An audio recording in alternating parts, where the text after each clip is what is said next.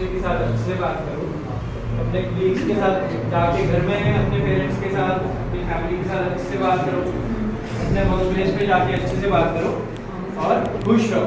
Happiness किस चीज़ से मिलती है?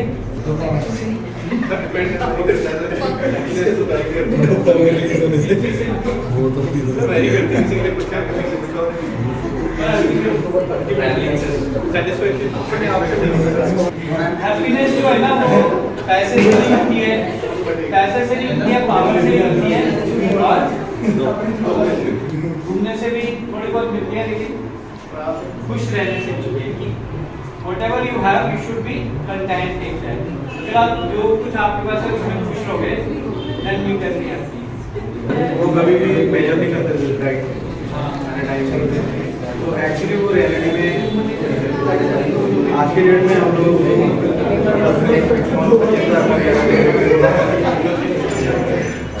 जब 7 तारीख को नेक्स्ट डेवलपमेंट आते हैं तो वो एक बहुत बड़ा फैक्टर है जो हम देख रहे हैं। उससे हर कोई मतलब जॉब वाला है मेजरली वो दूसरे को देखिए पहले के टाइम पे वो नहीं था, आज के डेट में वो मेजर कर रहे हैं।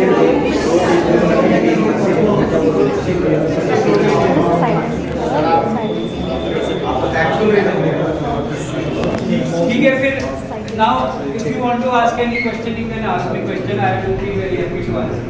कोई आपके मन में डाउट्स हैं, कोई मिथ्स हैं, you want to clarify something? Sir कोई इनिशियली आपको कैसे लग रहा है कि अप्लाई करने में पता थोड़ा चलेगा टेस्ट नहीं कर रहा है तो उसे सिम्टम्स क्या है initially? Before we go to the symptoms, अगर किसी को हार्ट अटैक होने का रिस्क है कि नहीं है, वो हम आपके जो है रिस्क फैक्टर को पहले फाइंड आउट करें ना, वो सिंपल क्वेश्चनियर से भी कर सकते हैं। Suppose you want to know what is your risk of getting a heart attack in your lifetime, we give you a simple question, उससे आपको हम असेस करेंगे कि आप में क्या क्या रिस्क फैक्टर है। उसके बाद if you control all risk factors the chances of getting heart attack will be very less. But if you don't control then you will reach a stage जब आपको सिम्टम आने लगेंगे, तो we have to catch the symptoms, है ना। तो उसमें symptoms क्या होते हैं? हार्ट अटैक का जैसे आप नॉर्मली जो काम कर रहे थे, अगर आपको उस काम करने में टायर्डनेस फील हो रही है या आपको आप स्टेयर चढ़ रहे थे, आपका सांस फूलने लग गया, आपको चेस्ट में पेन होने लग गया, तो आपको कॉशियस होना चाहिए। Any change in your normal tolerance to your accustomed work. बहुत सारे लोगों को ना टिपिकल सिम्टम नहीं होते, बहुत सारे लोग सोचते हैं कि सिर्फ चेस्ट में लेफ्ट साइड दर्द होगी ये होगा, 50% पेशेंट को नहीं होते, डायबिटिक पेशेंट को बिल्कुल नहीं होते।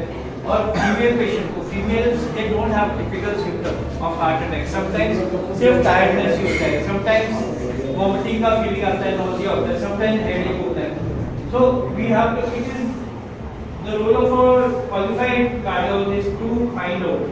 अगर आप सोचोगे कि खुद ही आप फाइंड आउट करोगे, many times you will not be able to. बहुत सारे डॉक्टर यूज कर लेते हैं, जिसमें बहुत सारे लोग इनडाइजेशन ट्रीट करते हैं कि गैस हो रही है एंड एसिडिटी। अभी I was coming back from my conference in Tokyo, there was a passenger in the flight, he took breakfast and after that he complained of some discomfort in the upper crew ने ना उनको बताया, तो crew ने उनको वो दे दिया antacid दे दी। उसके बाद again after half an hour 1 hour we again complain, तो उन्होंने फिर उनको फिर से दे दिया। उसके बाद फिर से ही वाज नॉट वेल, तो उसने फिर से कंप्लेन किया, तो उन्होंने फिर अनाउंस किया। So by that time we were around 1.5 hours away from Tokyo. So जब उन्होंने अनाउंस किया कि is there any doctor on board, तो मैं था, तो I just went and I saw the patient and patient had collapsed and उस time उसका हार्ट बंद हो गया, cardiac arrest हो गया। So immediately I laid him on the floor and started CPR। उसके बाद CPR करते करते हमने उसको रिवाइव किया। उसके बाद फिर हमने उनको कहा कि we have to divert the flight, ना। तो उन्होंने कहा कि we are on sea, we don't have land। तो So either we go to China or we go to India. So I told them कि चाइना को कितना है, वो कहते हैं 3 hours, इंडिया को कह रहे 5 hours.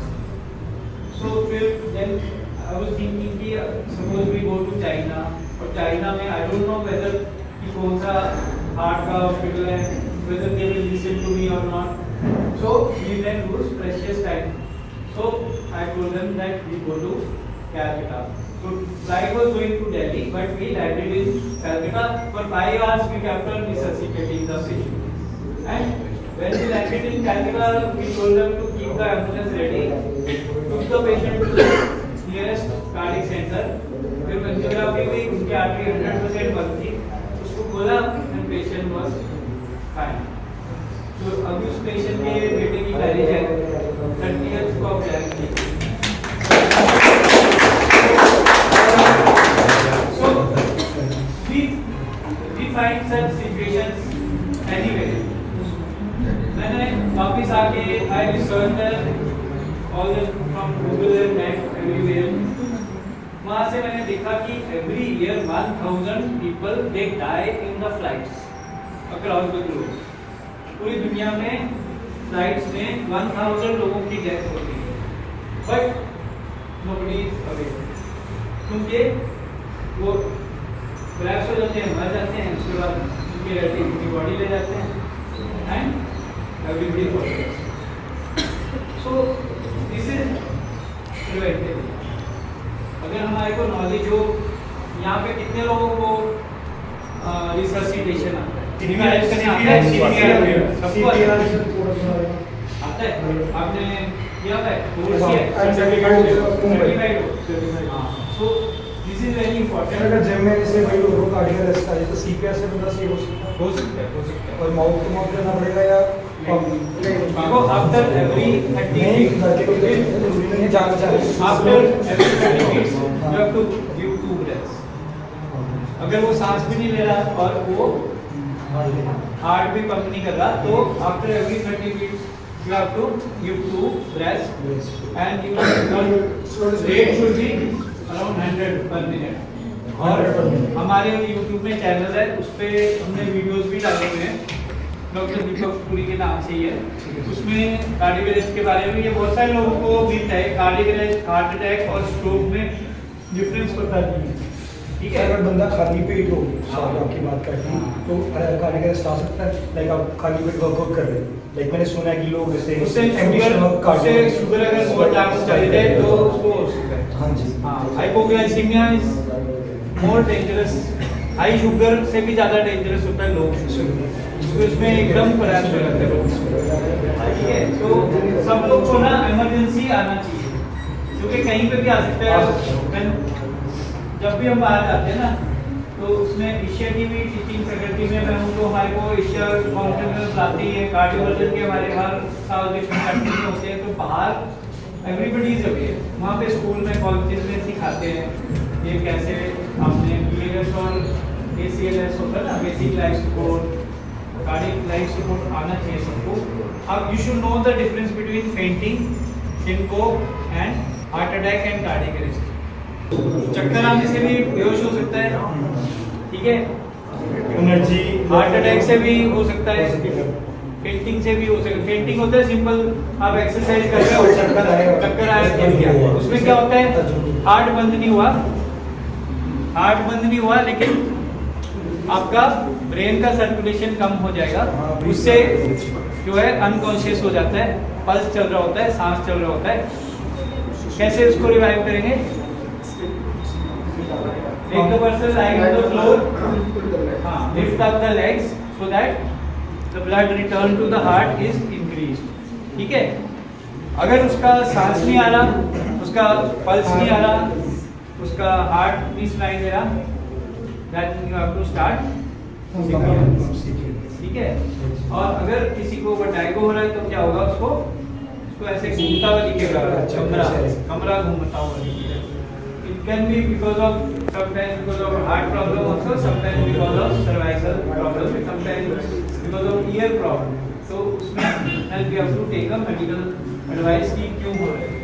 ठीक है, तो यंगस्टर्स को हार्ट अटैक क्यों हो रहा है, वहाँ से हम शुरू हुए थे ना, तो उसके बारे में because so many youngsters started having heart attacks, तो आई वाज डीपली कंसर्न कि ये प्रिवेंटेबल है, why we should not try to prevent. So how we can prevent by spreading awareness.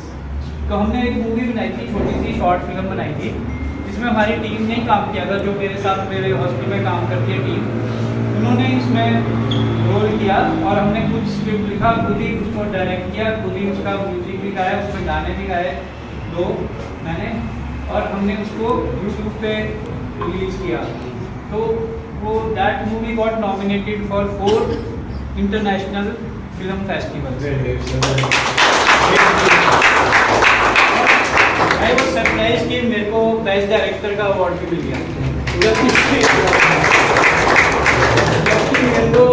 I am not at all having any qualification about movie making. हमने कुछ ही 2 दिन में shoot करके फिर उसको बैठ के एडिट करके फिर उसको बनाया. But good thing, it is a very simple movie. Good thing about it is कि हमने सिंपल वे में बताया क्या क्या करने से हार्ट अटैक हो सकता है और क्या क्या बचाव करने से बच सकते हैं हार्ट अटैक से.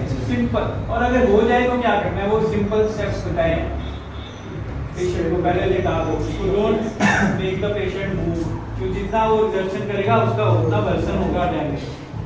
उसके बाद फिर उसको CPR कैसे करना है वो हमने बताया, ऑक्सीजन लगाना पड़ेगा वो बताया, क्योंकि ऐसे हम लेक्चर देंगे तो शायद आप भूल जाओ, बट अगर आप मूवी देखोगे तो आपको याद है. तो if you are interested you can just go to my YouTube channel doctor Deepak Puri, उसमें ढूंढ लेना. मूवी का नाम है रखिए दिल का ख्याल दिल से. ठीक है, तो उसमें सारी चीजें आप एक बार देख लो. वैसे तो सिंपल चीजें हैं, पर कभी आपको क्राइसिस में, कभी आपके नेबरहुड में, कहीं आपके वर्क प्लेस में किसी को प्रॉब्लम हो जाए, है ना, क्या सिम्टम आते हैं, क्या गलतियां लोग करते हैं उस टाइम पे, वो सारा सिंपल तरीके पे होता है. तो उसको आप सब्सक्राइब कर सकते हो. उसमें कुछ चीज़ें ऐसी होंगी जो डॉक्टरों के ही मतलब की होंगी, कुछ चीज़ें ऐसी हैं जो जैसे प्रिवेंशन के बारे में है, फिर जैसे हार्ट अटैक में क्या करना है, CPR कैसे करना है. वो वीडियो आपके काम की भी है, सबके काम की है. ठीक है, तो आई डोंट वांट कि इस जिम में से किसी को भी हार्ट प्रॉब्लम हो और किसी को भी कोई जॉइंट प्रॉब्लम हो या बैक प्रॉब्लम हो. दिस इज प्रिवेंटेबल, है ना. उसका सिर्फ हमने 3 बातों का ध्यान रखना है. एक हमने पोस्चर अच्छा रखना है बिफोर डूइंग एनीथिंग, और दूसरा हमने अपने रिस्क वैल्यूएशन पहले करानी है, अपनी टॉलरेंस इवैल्यूएशन करानी है. और बाकी फिटनेस में हाउ डू वी नो कि हम फिट हैं कि नहीं.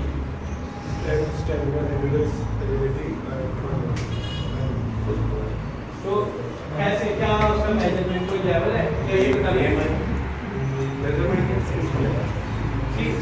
Simple, in one sentence I will tell you कि if you are able to do your normal work without getting tired, and if you are able to deal with any emergency without getting breakdown, that means you are fit.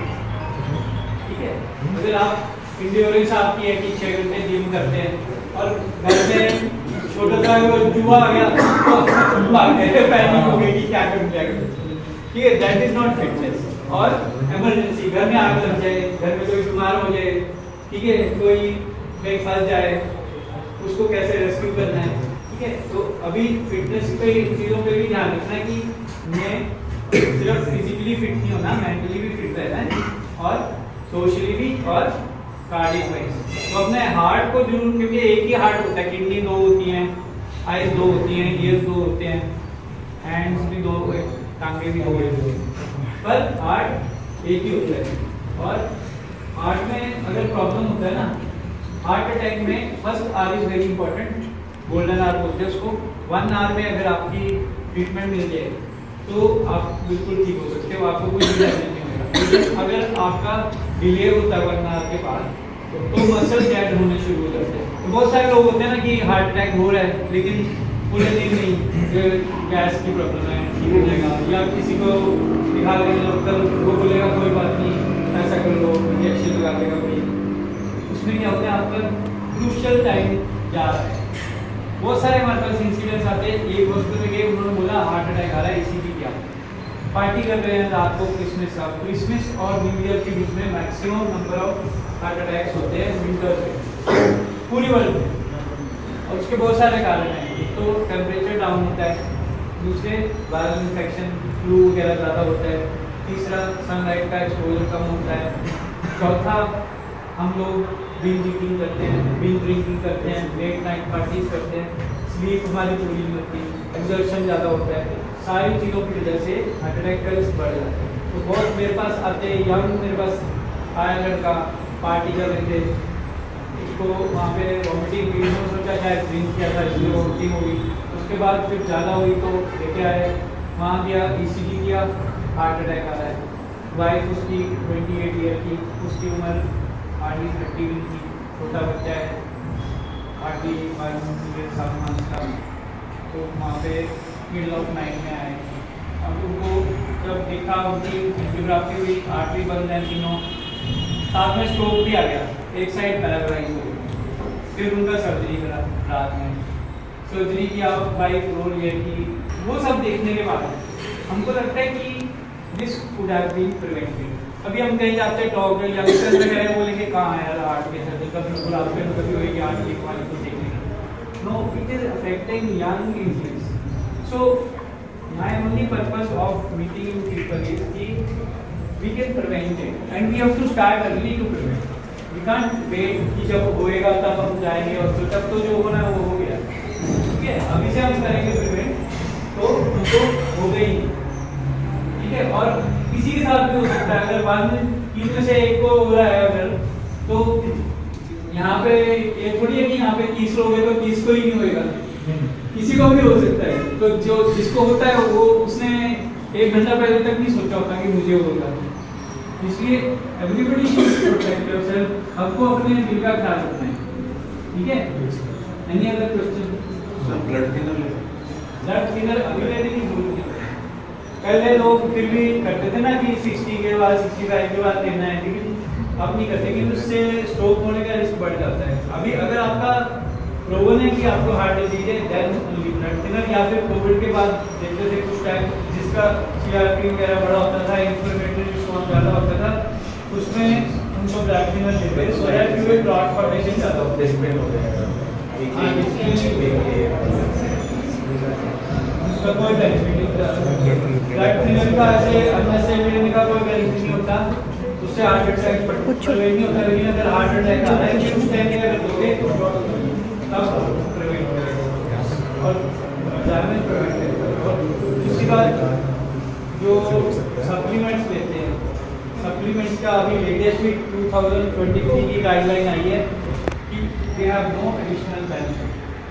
If you can eat by mouth, eat natural things, there is no need for supplements, there is no benefit of supplements, ठीक है। और जो कई लोग testosterone के injection लगाते हैं, कई लोग स्टेरॉइड लगाते हैं, प्रोटीन एक्स्ट्रा लेते हैं। मेरे पास बहुत सारे एग्जांपल्स हैं, मेरे पास बहुत सारे मेरे पास पेशेंट आते हैं, यंग पेशेंट है, जिमिंग करते हैं, एक्स्ट्रा प्रोटीन ले लिया, उनके क्रिएटिनिन बढ़ने लगते हैं, क्रिएटिनिन उनका ब्लड प्रेशर बढ़ जाता है, उनको बहुत सारी प्रॉब्लम। सर उनका रीजन पता क्या है? कुछ गाइस रहते हैं जी, कुछ लड़के रहते हैं जैसे जिम करने आते हैं, वो पता क्या है यूट्यूब के अंदर देखते हैं कि ये इंटेक कर रहे हैं, बट उनको उसका नुकसान नहीं पता, या एक्स्ट्रा इंटेक करते हैं। पर डे आप प्रोटीन ज़्यादा 100 ग्राम इंटेक कर सकते हो बॉडी में, जो मसल 1 ग्राम पर केजी आपका प्रोटीन इंटेक होता है। जब आप कोई डिजीज से कर रहे हो या रिकवरी कर रहे हो या आप ऐसे क्राइसिस में गुजर रहे हो, फिर हम निकल के 1.5 मैक्सिमम, जैसे बता रहे हैं ना कि 100, वो हम सब देते हैं। जैसे कोई बहुत डब्ल्यूकेटी इलनेस से रिकवर कर रहे हैं ना, फिर उसको एक्स्ट्रा प्रोटीन। अच्छा, हमें कैसे पता चलेगा कि हमारा हार्ट हेल्दी है? इसके लिए पहले मैंने बताया ना कि हमारे पास परफॉर्मो होता है, इसको हम मार के बता सकते हैं कि आपको हार्ट का प्रॉब्लम है कि नहीं। आपसे क्वेश्चन है, क्वेश्चन पूछेंगे, उससे पता लगेगा कि हार्ट का रिस्क है कि नहीं। अगर आपको रिस्क है फिर हम फर्दर उसको वैल्यूएट करते हैं। तो उसमें जैसे किसी को डाउट हो कि इसको हार्ट का प्रॉब्लम है, इसके आर्टरी में ब्लॉकेज हो सकती है, फिर उसका ईसीजी में बाद में आता है जब डैमेज हो जाता है, उससे टीएमटी होता है। टीएमटी में ट्रैक जैसे आप ट्रैक पे चलते हो यहाँ पे वो चला के फिर देखते हैं आपके कोई इसमें चेंजेस तो नहीं आ रहे, कोई आपका बीपी और उसमें कोई चेंजेस तो नहीं आ रहे। अगर वो पॉजिटिव है फिर हम आगे एंजियोग्राफी करते हैं या फिर स्कोरिंग होती है, उसकी कैल्शियम स्कोर देखते हैं कि कैल्शियम स्कोर अगर ज़्यादा है तो फिर एंजियोग्राफी करना पड़ता है। और कुछ रिस्क फैक्टर जैसे एक स्मोकिंग है, अल्कोहल अब्यूज है, अब्यूज मतलब कि आप जितना रिकमेंडेड है उससे ज़्यादा ले लिया, और बीच ड्रिंकिंग जैसे कई होते हैं 1 मंथ तक 2 मंथ तक कुछ नहीं पिया, उसके बाद सडनली एक दिन 5-6 ड्रिंक्स ले लिया या 10 ड्रिंक्स ले लिया, दैट इज मोर हार्मफुल। और डाइट आपकी जो बैलेंस डाइट बताया, और फिजिकल एक्टिविटी, स्लीप कितनी होनी चाहिए? 7 to 8 hours minimum. Night sleep का मतलब होता है अंधेरा होने के बाद और सवेरा होने से पहले। कई लोग 1 बजे सोते हैं और 10 बजे उठते हैं, that is not 8 hours night sleep. 5 बजे के बाद सुबह हो जाती है तो आपकी बॉडी के लिए इनएडिक्वेट है नाइट स्लीप, ठीक है? तो नाइट स्लीप होनी चाहिए 7 to 8 आवर्स। अच्छा, कैसे बेस्ट ही पता है सबको? बीएमआई आजकल देखते हैं, सबको अपना बीएमआई पता है? You should know your number, you should know your pulse rate, you should know your blood pressure, you should know your BMI. BMI पता है? सिंपल होता है, अगर आप अपनी हाइट और अपना वेट आप ना उसमें नेगेटिव उसमें BMI निकल के आ जाएगा, ठीक है? It is your weight per square metre of your height, ठीक है? Weight per square metre of your height is BMI। तो कितना होना चाहिए? आप जिम करते हो तो आपको पता होना चाहिए ना कि मेरा BMI कितना है, आपका कितना है? मेरी बात सुनोगे ना तो you will be more fit. कितना होना चाहिए? ऐसा ना सोचना डॉक्टर फिट नहीं होते हैं। अब मेरे साथ जो आपका सबसे स्ट्रॉन्ग बंदा है उसको मेरे साथ काम करो, अगर वो 2 दिन मेरे साथ काम कर सके ना मेरे बराबर, तो मैं डॉक्टरी छोड़ दूंगा। ऐसा नहीं होता कि डॉक्टर फिटनेस के बारे में हमको भी पता होता है, हमको जिम में आने की जरूरत नहीं है, but we also know what is fitness. तो बीएमआई कितना होना चाहिए? अकॉर्डिंग टू बॉडी वेट कितना? आपका कितना होना चाहिए? मेरा इंडियन का कितना? मेरा 60 हो। 60 बीएमआई? No 60 body weight. नहीं, बीएमआई बीएमआई कितना होना चाहिए? किसी को नहीं पता? जो वेस्टर्न स्टैंडर्ड अलग है, इंडियन अलग है। वेस्टर्न स्टैंडर्ड से above 30 is obesity, Indian standard से अबव 25 इज ओबेसिटी, 22 से लेके 24.9 इज ओवरवेट, बिलो 22 से लेके 18 तक इट इज, ठीक है? तो आज सब अपना बीएमआई फाइंड आउट करेंगे, ठीक है? और किसी का बीएमआई अगर 24 से ज़्यादा आएगा तो that means you have to take care of your, that means you are not fit। जितना मर्जी मसल बना लो, that is not subject। और सबसे एक सिंपल तरीका, waist circumference। Waist circumference is one very important risk factor for lifestyle disease, heart disease। कितना होना चाहिए waist?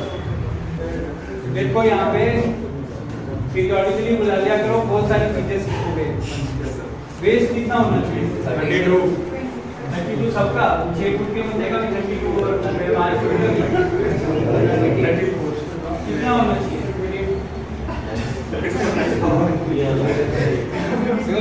32 है, 36 लास्ट। क्या कितना होना चाहिए? अपना अपना वेस्ट पता है सबको? Yes। अपना वेस्ट पता है आपको? पता है कितना? 30 20 30। आपका? आपका 20? आपका 30? 33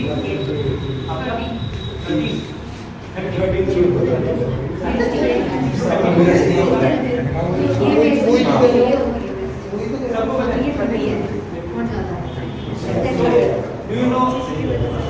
How do you know कि ये ठीक है कि नहीं?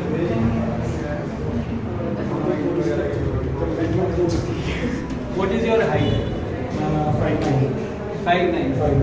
दैट मींस 69 इंचेस, ठीक है। तो your waist should be less than half of your height, ठीक है। 69 इंचेस मतलब इसको हार्ड करोगे तो 34.5, ठीक है ना। उतना आपके लिए अपर लिमिट है, उससे ज़्यादा नहीं होना चाहिए। 30 इज गुड इनफ। आपका कितना है? 5 के लिए that means 65 inches, that means 32.5 is upper limit. आपका अभी 32 है, तो अभी you are just one quarter है, इससे थोड़ा कम कर सकते हैं। आपका हाइट भी है 5 और वेस्ट 28, देन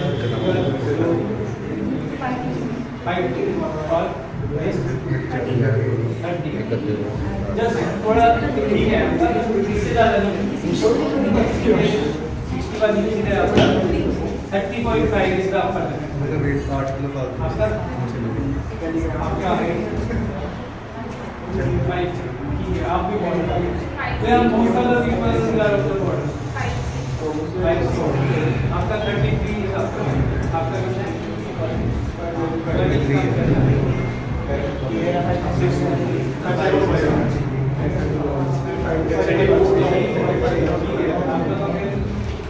72 है ना इंचेस हाइट। अब आपका 56 तक आप तो ट्रेनर ही हो।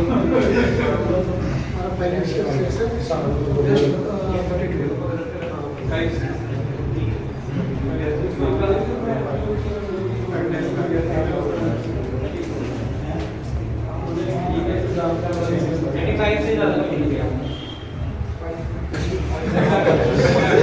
ठीक है, एनी अदर क्वेश्चन? देखो आप लोग जिम आ रहे हैं ना, तो you should know your fitness level, otherwise तो क्या है आप एक दूसरे के देख के फैशन के लिए थोड़ी आ रहे हैं। You should know your fitness level, ठीक है।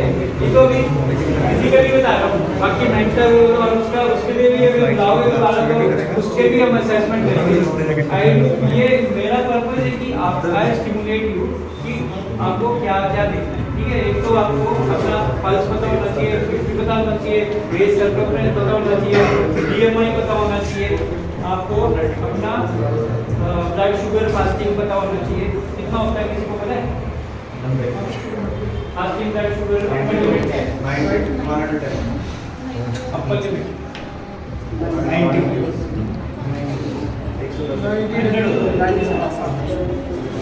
100 से नीचे होना चाहिए, ठीक है। और आपका कोलेस्ट्रॉल कितना होना चाहिए? टोटल कोलेस्ट्रॉल कितना होना चाहिए? एचडीएल कितना होना चाहिए? एलडीएल कितना होना चाहिए? एचडीएल और एलडीएल में क्या फर्क है? बैड एंड गुड क्या बैड होता है, आप नहीं बताओ, आप तो ट्रेनर हो ना। बैड कौन सा होता है और गुड कौन सा होता है कोलेस्ट्रॉल?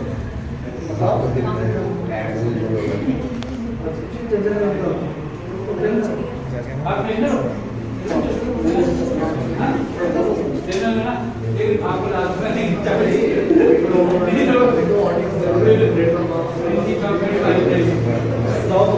ठीक है। आप बताओ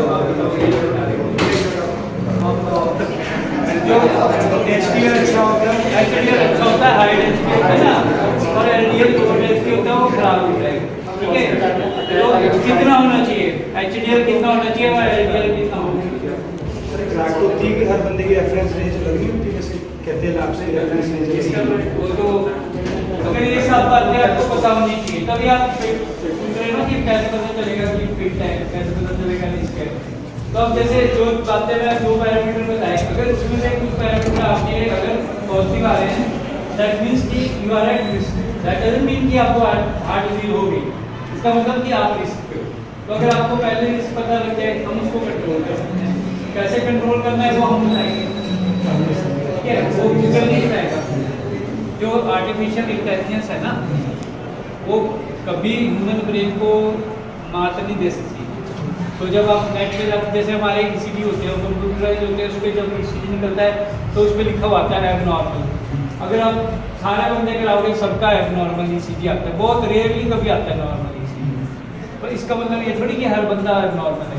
तो उसके लिए इंटेलिजेंट ब्रेन चाहिए, जिसको मेडिकली ट्रेन हो, जिसको पता है कि ये इसका आपके बॉडी के साथ कोरिलेट कर रहा है कि नहीं कर रहा है। ठीक है, खाली ऐसे ईसीजी देख के कुछ चीज़ें हैं जो बिल्कुल ईसीजी देख के सीधा बता सकते हैं, जैसे हार्ट अटैक हो गया, किसी का अरिथमिया हो गया, वो एकदम देख के पता लग गया कि हाँ ये हो गया। लेकिन बहुत सारी चीज़ें हैं जो पेशेंट के उसकी हिस्ट्री के साथ, उसके एग्जामिनेशन के साथ कोरिलेट करके ही आप बता सकते हो कि ये ठीक है। ठीक है, तो बहुत सारे लोग ऐसे गूगल कर लेते हैं ना कि वो उनको लगता है कि अच्छा ये सिम्टम हो गए तो गूगल कर लेते हैं, उसमें वो सारा कुछ ही बता देता है। किसी को बोलता है कैंसर हो गया, किसी को बोलता है ये हो गया, फिर पेशेंट हमारे पास आते हैं, कुछ भी नहीं होता उसको, और वो उसके डिप्रेशन में चल गई, किसी को कैंसर हो गया। सर मोस्टली लोगों को ऐसा लगता है कि कार्डियो ज़्यादा करने से फैट लॉस होता है, मैं पतली हो जाऊँ या 15 हो जाऊँ, ऐसा उनको प्लीज़ देखो ये बहुत इम्पोर्टेंट क्वेश्चन उन्होंने पुट किया है। We should whenever we want to lose weight, जिसका वेट ज़्यादा होता है, जो वेट लूज करना चाहता है, उसका सबसे पहले उनको ये सेंस करना है कि मेरा वेट क्यों बढ़ा है।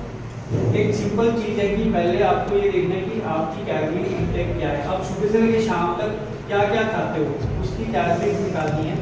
उसके हम कैलोरी निकालते हैं कि इतने टोटल, सपोज आपने 2500 कैलोरीज कंज्यूम की, उसके बाद फिर आप पूरी एक्टिविटी देखते हो कि सुबह से शाम तक उन्हें क्या एक्टिविटी की, उसकी कैलोरीज कितनी बर्न हुई, फिर आपने 2500 आपने कंज्यूम की, और अगर आपने सपोज बर्न की 2000, तो आप 500 कैलोरीज एक्स्ट्रा चलेगी आपके बॉडी में।